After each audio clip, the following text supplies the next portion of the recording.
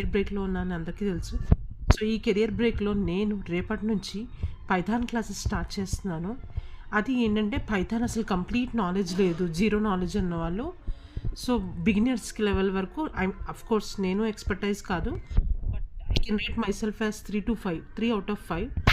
So that's why. So ఎవరైతే beginners ఉన్నారో వాళ్ళకి డెఫినెట్గా యూస్ఫుల్ అవుతుంది. నేను క్లాసెస్ కూడా తెలుగులోనే తీసుకుంటాను, డోంట్ వరీ.